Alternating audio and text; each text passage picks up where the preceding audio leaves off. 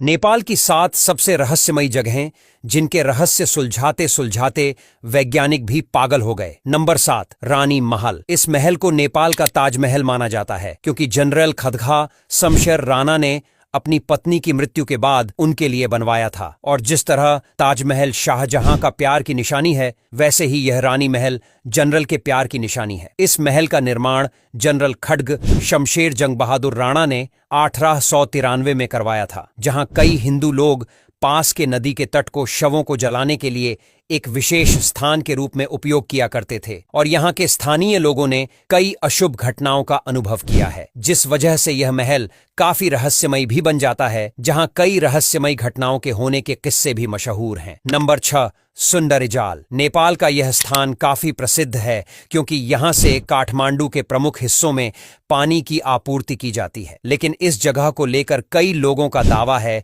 कि यहां कईयों ने अपनी जान गंवाई है। कहते हैं कि इस स्थान पर अगर कोई तैराकी करने भी आए तो भी उसकी जान चली जाती है। और कई पर्यटक की कुछ दिन बाद इस झरने से बहने वाली नदी में लाश मिली थी। और यहाँ के स्थानीय लोगों का कहना है कि जो लोग यहाँ नहाते वक्त डूबे थे, उनकी आत्मा यहाँ नहाने वाले इंसानों को डूबा देती है। और इसीलिए यहाँ पर्यटक रात के समय कम ही रुकना पसंद करते हैं, और जो भी पर्यटक यहाँ रुकता है तो वह अपनी जान गंवा देता है। हालांकि इसके पीछे की असली सच्चाई क्या है, ये किसी को भी नहीं पता है और आज तक रहस्य बना हुआ है। नंबर 5, देवघाट। नेपाल में यह स्थान हिंदुओं की संस्कृति और धर्म का एक प्रसिद्ध केंद्र है। जुलाई 2009 में पुलिस को इस क्षेत्र में एक व्यक्ति की खोपड़ी मिली थी। इसके बाद इस क्षेत्र का नाम भी नेपाल के प्रेत बाधित स्थानों की सूची में दर्ज कर दिया गया। इस स्थान को लेकर लोगों का दावा है कि कुछ महिलाएं यहां खुद को आग लगाते हुए दिखाई देती हैं, जो बेहद खौफनाक दिखाई देती हैं। हालांकि इस स्थान को धर्म केंद्र के लिए सबसे पवित्र स्थान माना जाता है। नंबर 4, पर्व पश्चिम राजमार्ग। यह राजमार्ग नेपाल का सबसे लंबा राजमार्ग है और यह घने जंगल से होते हुए गुजरता है। इस राजमार्ग के आसपास कोई भी इंसानों का रहन सहन नहीं है। यहाँ रात में यात्रा करने वाले यात्रियों का कहना है अक्सर यहाँ इस जंगल में किसी लड़की के रोने की आवाज सुनाई देती है। और कुछ यात्री जो जंगल के बीच ठहरे हुए थे, उन्होंने घोषणा की कि उन्होंने एक सुंदर दांत वाली लड़की को मुस्कुराते हुए देखा था। नंबर 3, पशुपतिनाथ मंदिर का आर्यघाट। इस स्थान को नेपाल के प्रेत बाधित स्थानों में से एक माना जाता है। इस जगह को शव जलाने के लिए